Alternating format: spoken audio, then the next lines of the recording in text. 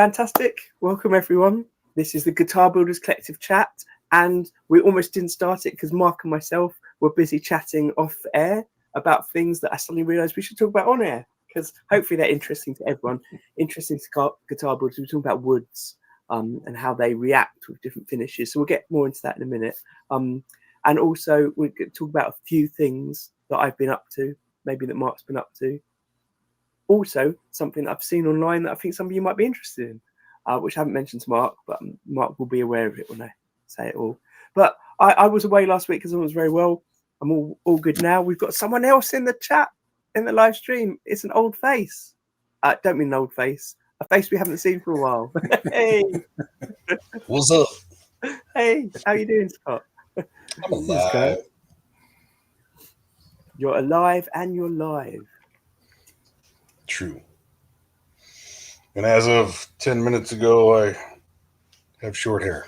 Yeah, last time we saw you, it was much longer. Well, is this a seasonal thing? Is it? No, it's not hotter out there, is it now? You get into your winter. Yeah, in theory, it's still pretty warm. It's been in the 80s all week. Yeah. Nice. I'm not going to complain. Hey, I can do it a little bit cooler, but we'll see. If any of you dive into our archive of old episodes, which is in the link below, you'll see various haircuts with Scott over the time we've been doing this. Yeah. I can't remember how long we were doing it for now. Is it 3 years? Something like that. And Yeah. Just saying hi to everyone that's in the chat. There's a few people that haven't seen the chat before. Welcome. Fantastic. So, Scott, it's good to have you back. Just off air, Mark and myself were talking about woods, guitar woods, and some issues we've had. It kind of came about because I mentioned I was on Facebook, it was, and on one of the forums there, I'd seen someone talking about an issue they were having with a finish on their guitar. They essentially painted a guitar. I don't remember them saying what they used to finish it in, whether it's poly or nitro, whether they'd put primer on first, whether they'd filled the grain or anything like that. But all they said was that for about a year, the finish looked smooth and perfect. And now they're beginning to see the joins where the body is made of multiple pieces of wood. So you're seeing the joins between the wood. And they weren't sure what had caused that to happen. And in the chat, there was just loads of suggestions of the types of glue they'd use and how that could affect it. And the more I read into it, the more I could see that some of it sort of made sense, but a lot of it was just people putting out information there as if it was real fact, but just sounding like a load of rubbish, really. And that's one of the things I always worry about, seeing things online and reading in when I put a question on Facebook, when I used to put questions on Facebook, I would always wait a few days to see what the consensus was and not just respond to the first person that responded just in case they were wrong. Yeah, everybody seems to be really confident in their answers most of the time online. So look, Neil has put up what Mark and myself were just saying, this idea that maybe the wood had shrunk. So because everyone was talking about glue, the glue's causing stuff to shift. But what I was saying is, if we've got two pieces butted together, glued together, I can't see why the glue would make something move, right? Make it move up and down like that. Right. It doesn't make much sense. It would pull away or something like that. It doesn't make sense. It sounds like shrinkage. But Mark was commenting on something about wood being potentially too dry. Yeah, so the example that I was providing was I had built these control cavity covers and I had CNC'd them so they would be a perfect fit for the control cavity. And when I test fitted them, they were just a nice tight fit. They were wonderful. So then I thought, well, let me put some shellac on the top of it to kind of like, bring out the grain a little bit. So I put a coat of shellac on there and it looked really good. So I put a second coat of shellac and it looked even better. So then I put a third coat of shellac and it looked fantastic. But then when I went to put it back into the control cavity, it wouldn't fit. The control cavity that I built had swelled up and there was nothing I could do to put it back in that control. I mean, it was a perfect fit until after the shellac. I think that wood was too dry probably, and then it just soaked up all that denatured alcohol, the shellac, whatever, and essentially just didn't fit after that point. So I think wood can be too dry. I think it needs to have a right amount of moisture in there. At least that's my thought. Yeah, and also, who knows, when someone's building a guitar out of, which is 3 pieces of wood, when I build a guitar out of 3 pieces of wood, it's normally I've gone to the luthier's yard, bought a long bit of wood, chopped that bit up into 3 pieces and sticking it together. It's all from the same bit of wood. Who knows if these are 3 of the same piece of wood being put together? If that is going to mean that they're different amounts of dryness. Eddie's saying grain fill, grain fill, grain fill. My workshop smells at the moment like something's died in here because I've just been grain filling something, and I opened up these pots of grain filler that I mixed them up. I'm pretty certain the end of last year, that water with the grain filler, and then put the lids on and left them, and they came out. They're fine. They still look quite liquidy, but that's year-old water that's been in a pot, and it reeks. And now, anyway, so yeah, grain filling. I guess that would make a difference. It would stop some of the flex and the movement. Yeah. I would think so. If it is too dry, I would think that would kind of help solve that problem.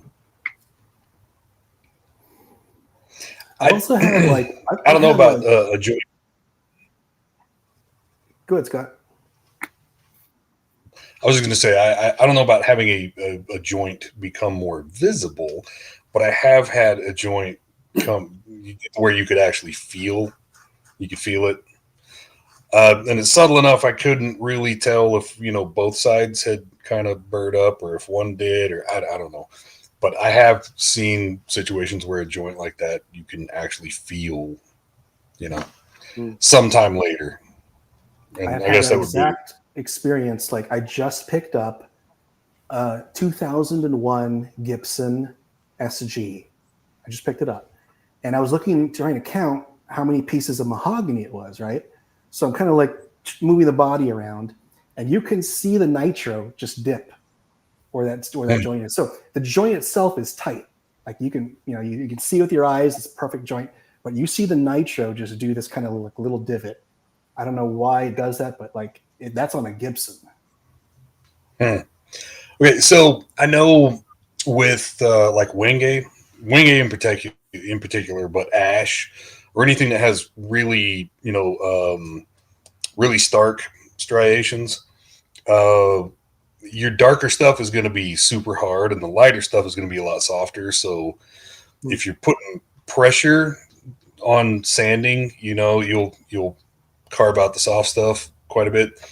I kind of wonder if maybe that there's a little bit of that effect happening with a glue joint, where your joint might be nice and tight, but the corners may have gotten a little bit of wear, and then you go to sand and it dips into the glue. I don't know. I'm throwing shit at the wall to see what sticks, and somebody will take it as gospel. Yeah, it's coming from you. We definitely take it as gospel. There's a caveat. Anything I say, don't take as gospel. Yeah, like Eddie again mentioned nitro. Or no, he didn't mention nitro. He mentioned the finish taking time to cure. And I said to Mark off air that I've definitely have an issue with nitro. That nitro seems to show those subtle joins much more than poly. I think partly because it's thinner, it's not as flexible maybe, and it takes a time to dry. So what I've noticed is sometimes things look great, and I've said this before, quite often I don't put my guitars up for sale for 6 months or so I finish them till after they finish, because things begin to creep, and as that nitro shrinking, it does seem to reveal that join that maybe wouldn't be noticeable to the eye before. So one thing I do a lot of is if I've got something where there's a join, or more often when I'm filling something, like if I'm filling a strapped route to make it a hard tail and not a trem tail, I fill it and then I put thin body filler over the top and sand that. And I feel like the body filler gives it a very thin coating that's like like a wood filler, like a primer, but it's got a bit of flex to it. So I feel like that hides the joins more. And over time, the joins don't become visible. I've not had any joins come through since I've been using that method, but then I've not had the guitars for as long as maybe that guitar you've had, Mark, has existed to see those effects in the end. But then also I would try and make, if I was making one from scratch, I'd try and make it out of one piece anyway. Yeah. I've But never also, sprayed nitro, so wow. Well, I love spraying nitro. I think it's really easy to use. I love the finish of it. It's just really hard because it's thin, so it's really easy to sand through. You've got to put lots of layers on, and it's very toxic and very dangerous. So not the best thing to use. Yeah, for sure. And then I think recently I was watching something on YouTube, and it was Paul Reed Smith talking about kind of the latest sort of formula for their finishes. And he straight up said it. He's like, they're putting more plasticizers in their lacquers for that flexibility. Like they're doing that on purpose. And I think Gibson, they don't actually use their golden era lacquers anymore. They're putting plasticizers in all the modern nitros so that it stretches and it doesn't crack, because they don't want to see like finish cracks. They want it to kind of like stretch. And I just recently saw a guy on YouTube peeling off the finish on like a custom shop Les Paul. And literally he peels off the whole thing, and it's like a piece of finish came off right off the guitar, and he's bending it. It doesn't even crack. It just bends. It's all flexible. It's just disgusting to think that that's what's on our Les Pauls. Like, we always talk about nitros being breathable as like a breathable finish, but there's nothing breathing through that stuff. Yeah, Wow. so Nitrolac, the company that I use for my nitro, they sell 3 types of nitro. One of them is their Golden Age. They might call it Golden Age nitro, but it is nitro of the formula of the 50s and 60s. And then they have their just standard nitro, which is modern with more plasticizers in it to give it more flexibility and stop it cracking. And then they sell one that's designed to relic really quickly. So it's, I don't know what they do to that, but they add something to it or remove something or miss something out, which means it just cracks, and it's right. It cracks in a way that's visually appealing. Absolutely. So yeah, that's the stuff that they use in the Murphy lab at Gibson. So they've designed like a special nitro that 100% will like crack like in like a day, right? Like the day after you put it. Yeah, we've got a few people in the chat that I haven't seen for a while. Hey Ty, and I saw Barry's there. Hey Barry, good to see you in there. Sorry, I'm going off on a tangent saying hi. Jason is in the chat, and he asked a question off topic to what we're talking about pickups. Jason, just say, I mean, I'll put the question up there, and the others might have some more knowledge, but I don't make my own pickups. That we have had, if you look at the archive, the specific pickup builders on. I'm sure we've talked about things like this before. So, Mr. Glynn's pickups. Glynn's been on what used to be a regular on here, but there's a particular one just with him. I'm sure it's covered in then about making pickups, and is there a difference in the wire or the wind, or is it all marketing, the sound? Yeah, all these things definitely 100% make a difference. I have, however, asked loads of people about how long it takes to wind a pickup, and no one ever seems to want to answer, because I think they feel I'm challenging them, as into saying, how can you charge so much if it only takes you 10 minutes to wind a pickup? But what I meant is I've got no idea how long it takes. But recently, as some of you know, I've been making these one-string guitars.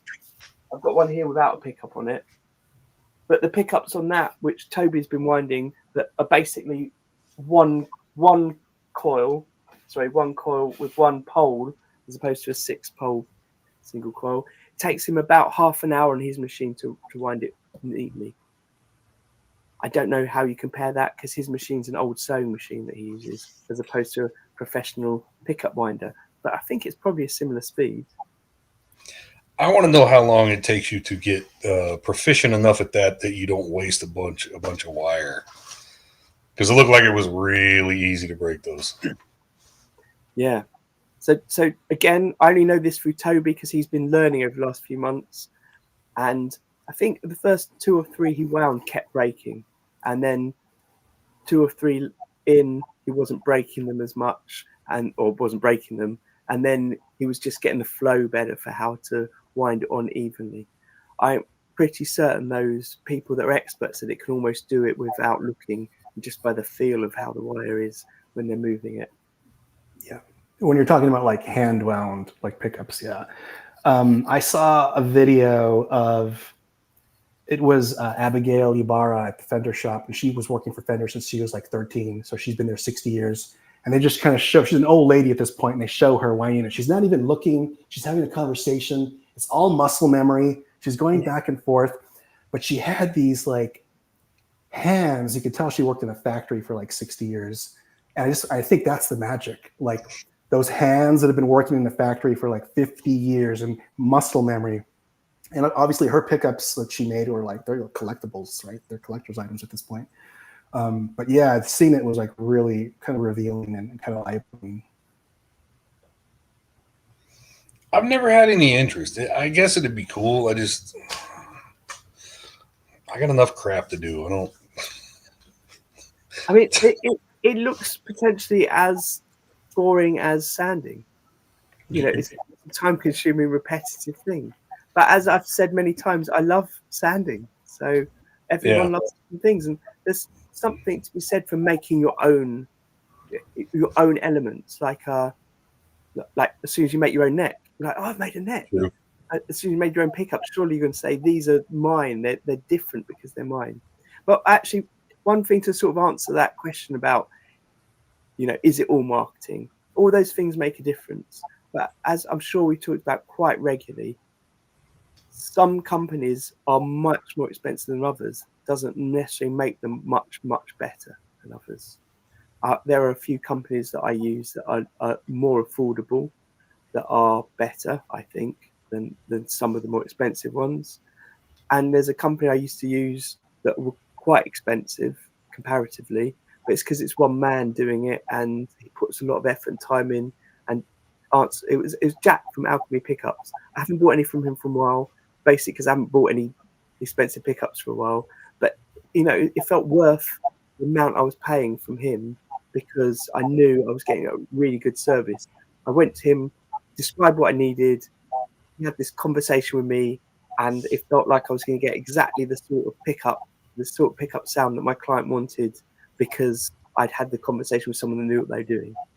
Got the pickups made, put them in, sent them to my client. He absolutely loved them. So that happened because I was paying for it. I was paying for that service. Mm-hmm. I totally believe there's magic in pickups. Like there's some kind of mojo going on, and it's inexplicable, and you can't really even describe it, but there's something going on there. I believe, again, in the ghost in the machine. There's something happening with guitars. There's something happening with the builder's love. I think it's all in. I think there's some kind of energy. Call it whatever you want, right? But there's definitely some kind of mojo. And I'm just super lucky. I'm just lucky that pickups have just kind of like found their way to me. Like I have a set of Abigail Ibarras in my 75 Strat. I'm so lucky. They sound fantastic. I have a set of Tim Shaws in my 71 Les Paul. Again, lucky. Just totally like I Forrest Gumped my way into these pickups. Like I had no idea what I was getting until I had them, and they sound amazing. And I don't know why. And there's nothing like them. But then you have something like the Fishman Fluence pickups that throw a wrench into this whole thing. Like, those aren't even wound. It's just stacked PCBs with DSP. So like, what does that mean? Like, it's so weird to even think about that. And that's like the hottest pickup on the market right now. Totally. I sort of not directly connected, but I used the Yngwie Malmsteen pickups that are humbucker single coil, so stacked humbuckers. And you know, I just plugged them in here. Again, it was for a client. Plugged them in here in my workshop. They sounded fine, but I'm not using them through the right rig. When it got to my client, and he's using it through big amps, high gain stuff, much more subtle effects maybe than I'm trying out here. They probably make a difference. I'm not noticing it on my small little studio amps. Oh, I thought I had the same thought, Daniel. I was thinking about like the early pickups that were manufactured on guitars, right? Think about what they were being plugged into back then. Yeah, right. Right? Like single 12AX7 preamps, single, 2 power amps. They were being plugged into the tiniest little things. They were built by ear to work on those tiny little amps, right? And so we don't even, it's hard to imagine that what we're using them for now, especially like P90s. P90s were one of the first pickups, right? I don't think that we're using them as the author intended to use them because we're just not plugging them into the right things. So that's a thought that occurred to me the other day. I was like, well, what if we tried to like actually reproduce how they were supposed to sound with the correct, like, vintage amp paired with the right pickup? That'd be interesting. Yeah, because everybody was talking about. Go ahead, Scott. I was going to say, I've never even tried to build a pickup, but from people we've had on the show, I know they've said, everything from the material on the back of it made a difference. Wire gauge, the number of windings, of course, the magnets, of course, but even the material on the back made a difference. So it's black magic, and it's another thing I don't have enough time for. And I mean, you can enjoy sanding too, but sanding is a much cheaper hobby. So Yeah. And it would seem to me more obvious that maybe it's not more obvious that the materials that you use to make the magnetic coils that take your signal and send it to your amp are going to have more effect than the wood you use on the thing that holds that device. Yeah. Yep. I think we all agree on that. I was just thinking earlier this morning, it was like I was trying to come up with this like concept of like a foundational triangle where we have the string at the top, the string that actually makes the sound. And now, of course, we're talking about solid body electric guitars, right? And then you have the thing that actuates the string, which is your pick. And nobody talks about picks. Nobody talks about strings. And that's like the first thing that touches the birth of your tone is the bevel on your pick and a little bit of friction on the string. That's the birth of tone right there. And nobody talks about that. Yeah. And then it goes through your signal change. Yeah. Well, then there's the people that will tell you, rightly so, I think, that tone is in the fingers. A little. But yeah. But the string material for sure. The string material and pickups together, I mean, that's most of it. Yeah. As a bass player, one thing I notice, I don't play guitar enough to know this, and I haven't tried enough different strings on guitars to know this. But on basses, I've tried quite a few variations, and the feel of the strings definitely changes the way you play. So it's not just changes the sound of what's coming out when you're playing, but you play differently. So playing flat wounds or round wounds feels different, and that does make me sort of respond differently to what I'm doing. So there's all those subtle things as well. Mm-hmm. Yeah, and of course here we've got Neil saying that Joe Satriani holds the pick differently to vary the sound. So yeah, that's what you're saying, Mark. I often feel like some of what I think or say is based on average guitar players playing guitars. But when you get to people that maybe are at Joe Satriani's level, they might start noticing different things. And one example of that is I have a friend I've done work on a few of his basses before, Isaac. So he plays all the time. That's all he does. He's totally obsessed with it, plays in bands. And he had a fretless bass, and he had a problem with a fretless bass that at one particular fret on the fretless bass, because it was a bass that had been converted to fretless, there was a very slight indent. Back to what we were saying before, the finish had sort of shown up over time, this sort of shrunk bit where the fret had been filled. So as you played the note and as you went up to it, you could hear, or he could feel, the change from a very natural glissando to a sudden jump to the note, but very, very, very subtle. So he had to show it to me a few times before I could pick it up and feel it as well. But someone that's as experienced as him, that plays it as much as him, notices that. So it's all these little things that are more maybe you can get away with if you're not a professional like that. Interesting. Right. So Barry's asking, would altitude affect the air resistance of string vibration? I like this comment. That's cool. I've mentioned before Mark Midvonovic, who is the author of a book I read on material science, and everything about the book and the way he communicated it made me think about the materials that are used in guitars and how little I know about them in the way that he describes the science behind materials. And yeah, I'd be so intrigued to have a proper material scientist or physicist explain how vibrations of a string change in different climates and different settings, different temperatures, different humidities. Yeah. Yeah, I hadn't thought about it. Yeah. You should have all kinds of sustain if you're playing in space. Oh, as Neil said, no one would hear it though. Like no. Classic Alien in space. No one can hear you scream. They wouldn't hear it in space, but if you're plugged in, you still get the signal. Yeah. I wonder how much. That's a good question. Yeah. Sorry. I do. Look, we don't have guests on in the way we used to anymore, but I do want to do something with guests, and I definitely want to get material scientists in or people with that kind of science background and have that conversation. Wasn't there an astronaut that took a guitar to the space station and he like played a song or something? I didn't notice any like I don't know, extra sustain coming from his acoustic or anything, but I know that was a thing. Well, the guitar wouldn't have been in the vacuum, but I would think the you strum that, you pick that string, and you put energy into it, and it's going to dissipate at the two anchor points. Air drag has to have a little bit of an effect. I wouldn't think it'd be a lot, but I don't know. But then again, the fatter the string, the more air drag. Air drag on a string. I mean, it has an effect. It would be a little.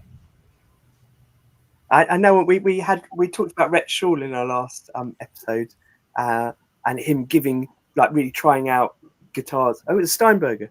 Trying out Strandberg, yes. As I said, no, it wasn't that.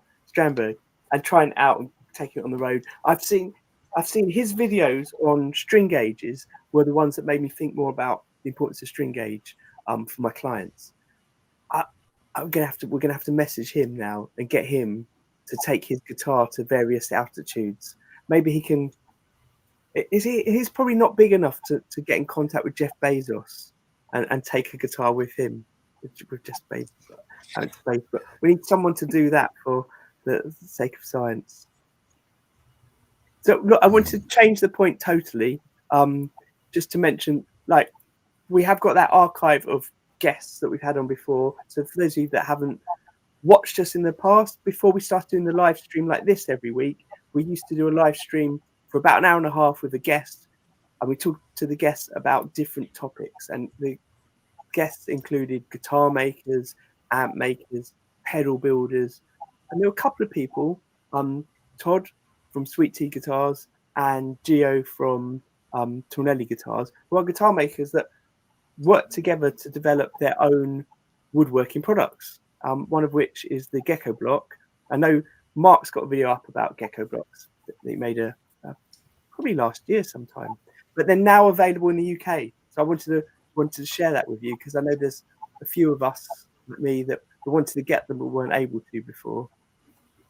I'm very excited to get a set. Yeah, there's 101 uses for those things, not just for what you think they're for, but I've been using them for all sorts of things, and they're great to have around in general. And the other funny thing is too, you take the blocks off of the green stand And I realized the green stand itself is a tool. Like you can use that also. And I've been like really pushing like the boundaries of what these Geko blocks can do. Oh, that's exciting. Because they when they first released them, they just had a video which was Geo demonstrating them in different ways. And a lot of those things, I was thinking, I can't quite use my bench cookies for that in that same way. So I'm intrigued to use them. And totally, one of the first guests we had on here was Chris from Franklin Guitars. And we were talking about tools that he used. And he mentioned that he uses his bench cookies all the time. And at that point, I'd never bothered using them because I couldn't see the point in them really. But I bought some on his advice, and I use them daily in my workshop for almost everything. So to have a set that's even better than what I've got, I'm excited. Yeah. Another cool like Geko block hack is you'll notice that there is an oval hole in the center, right, to put them onto the mount. And I've been taking advantage of that hole for taking pictures of guitars. So the bottom strap button, you can stick it in there and the whole guitar will stand upright perfectly for a photograph. Oh, amazing. Yeah. Oh, yeah, they need a website or an Instagram page dedicated to people using it in different ways. I've got to say thankfully you can't experience this, but the smell in my workshop is getting worse as the grain filler's drying out. And this stale water. Oh, at least I hope it's that, and not because I've been in here for a couple of weeks. I hope it isn't that something has come in and died. Anyway, let's not talk about that. And so this is a good segue into your templates, Daniel. Oh yeah, okay. I some as you know, we've often talked about because Mark does this, selling templates on your web pages, just the things that you made as 3D prints. So I have been since the summer really just been working on putting together some of the templates that I'd made for myself to use and making some new ones. And then last week when I wasn't well, I couldn't come into the workshop. I couldn't really face doing anything dusty because I was coughing so much. But just sitting in front of my computer, I started putting my web files online so you can download them all. I tried to do them at quite a cheap price. And on Mark's advice as well, I've let me see if I can do that on here. I've got the link to the webpage. I've put up a webpage called guitarbuildingtools.com and they're all on there. And I thought I'd just do 75% off, which makes them basically free. But just because I want to test how the website actually works and if things sell. So if anyone wants anything, use that code. That's so cool, Daniel. I tried to mention it on the Guitar Builders Collective Facebook page, but Neil threatened to take my post down because I was selling things. So I took it down myself, which is fair enough. But I'll try and sell it on here. But hey, look, let me show you what they actually are because I've got some printed. I'm going to actually sell printed versions of them as well because I'm loving having that 3D printer and the fact that I can just have things more or less printing in the background all the time. I've started selling my pick holders, these things, through the online through Etsy and my website. They're just 3D printed. They're easy to print in the background. But the things I've got, I've decided that what would be useful is for all the pickup templates to make them of 3 different thicknesses. Because what I find sometimes when I'm routing is my router bits. I've now got a range of router bits. I'm not so much a problem. When I first started off, my router bits were too big. So the templates, I put it on and the bearing wouldn't mark up unless the router bit went through the bottom of the guitar was too deep. So I used to have to stack them up or raise them in different ways. So these ones you can just sort of swap them around and raise them and change the height. So because it's an STL file, if you know what you're doing, you can just change it in the printer before you print it. Yeah, that's it. I'll show you my blocks as well. The radius blocks. They were the first things I did. I did something weird with my radius blocks. So I've got the sort of longer ones that I like using. This is a flat one. Don't know why I did flat ones, but I thought might as well. 2 different sizes. But then I did these tiny little ones. What are those for? I'll tell you what they're for. I can't reach it. Here's a tiny one that's curved. That's a 12-inch. It was just so that, because I do a lot of things on my guitars where I'm upgrading or customizing a guitar, and for example, changing the fretboard marker without taking all the frets off. And then I put some resin in, and then I want to sand that little resin smooth. So I've just made these thin ones that I can put just a thin bit of paper on, sandpaper, and just sand the fret and keep the radius. Right. Nice. That makes sense? Yeah. I mean, they're very niche. I don't know how many people would use them, but might as well make them at the same time. It's just a change in the file very slightly. What material did you use to print those? So for the test ones that I was doing for myself, I was just using PLA. But I've just ordered for the ones I might sell. Bamboo Lab have got a new tough PLA out, which is significantly stronger than normal PLA and equivalent to ABS, but prints like PLA prints. But of course, it depends on the sessions I'm printing at. But on my printer, there's also one designed for strength. So I saw people selling 3D printed blocks, but they were hollow as a way, I guess, of saving material. But one of the things I've got is made so that the infill gives it a lot of strength, so they're not going to break as easy. And the thing about having something like this that's printed so that it's with that tough PLA, if you're bouncing it around in your workshop, it's less likely to chip and crack, etc. But of course, the advantage of a 3D print that you're printing yourself, if you're printing it yourself, is it's sort of disposable. You can replace it. You know, if I'm selling them, they won't be very expensive anyway. I can't see the point of them being that expensive. They're not that expensive to print and make. Yeah, I was just wondering, since ever since I left that Boba Fett helmet in the car for 3 hours, I worry about temperature. So, oh, that'd be a good one to experiment with. I'm not sure how much something like this, which it's not solid, but the infill is pretty solid, pretty tight. How much that would deform, other than maybe bending. Yeah, I would think as long as as long as your shop doesn't get super hot, it's probably not a issue with those things. But there's not a problem in the UK. Yeah, like this one I needed. This is the route for a jazz bass control gravity. So I needed one and made one. So got them. So I might as well put them up there. That's really cool, Daniel. Awesome. What was your idea? I mean, if anyone doesn't know, Mark's got loads of things on his site as well.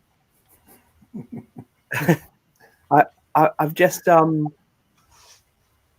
I've just seen in the chat Neil saying I need more router bits. Don't worry, since my initial problem with router bit sizes, I've got lots of different router bits. My most annoying thing about routers bits though is there isn't one router bit that does everything I need for, let's say, routing a pickup like this, because I'll get one that does the right depth, but then to get into those little corners and get these as perfectly as I want, I need a kind of much smaller diameter. And I don't like using a smaller diameter for routing out bigger areas. So there's constant change. So what I actually need, Neil, is more routers so that I can just have all the router bits in a router. I don't have to change them. Well, that's what I did.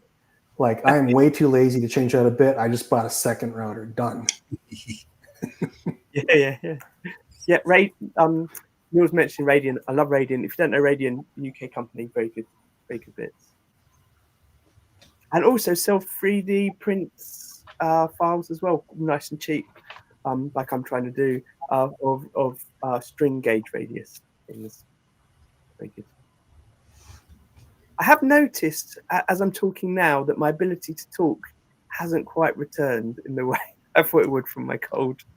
Or maybe it's because I'm talking about my own things and I haven't, it's the first time I've ever had to think about talking about them.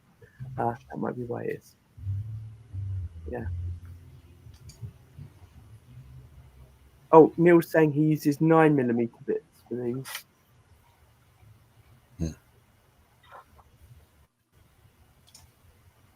So, that could be it. That could be the way to end. Yeah, if anyone wants to check out the site, please do. You don't have to buy anything. It'd just be good to get a nice bit of feedback. Oh, yeah, Neil's saying about drilling the corners first to get the diameter. The thing I love about routers is you don't have to be that precise to start with. You use the router to get everything precise. And I always found that if I had to drill the corners, for example, it wouldn't quite match up. It would all be slightly wonky. We'd have a corner that was slightly bigger than another. Yeah, that's just my inability to use wood tools properly. And one of the things I like about about using the 3D printer is on the wall behind me over there, I've got a stack of handmade templates, often drawn out, then cut by hand, and then sanded and filed to get them neat. They're never going to be as perfect as these. When I make them, they're never going to be as perfect as these. So that's why I much prefer the 3D printer. Totally won over by the 3D printer. Yep. That's a good way to end. Well, Scott, great having you back. We didn't really talk much guitars, as in what you're making at the moment. But just to quickly ask before we go, have you made any more Mandalorian helmets? Or both? Okay, I made a couple clone troopers, and I have a Mando that I'm working on. I got like earpieces and stuff that are ready. I keep having something happen with the damn helmet, and I have to sand it back and spray again. That's what I'm waiting on now. I need to sand it back and spray black again, and then rub graphite into it. It looks like it's made from Beskar, printed in. Those are really cool. Yeah, but it's just black right now. But it's just black gloss spray paint, and then I buff graphite powder into it, and it really does. It really does look. You can't really see it on camera, but it really does look super metallic. You can definitely. So it's literally buffing graphite powder onto it dry. Yeah, well, okay, so the paint never gets super dry, or it doesn't feel super dry. But I've been doing it after giving it like a couple hours to dry, so it's not really dry. And got this little deal of graphite powder that will last me forever. I think that's like a lifetime supply. But yeah, I saw somebody do it. It sounded like a fun approach, and I tried it out, and it looks incredible. So yeah.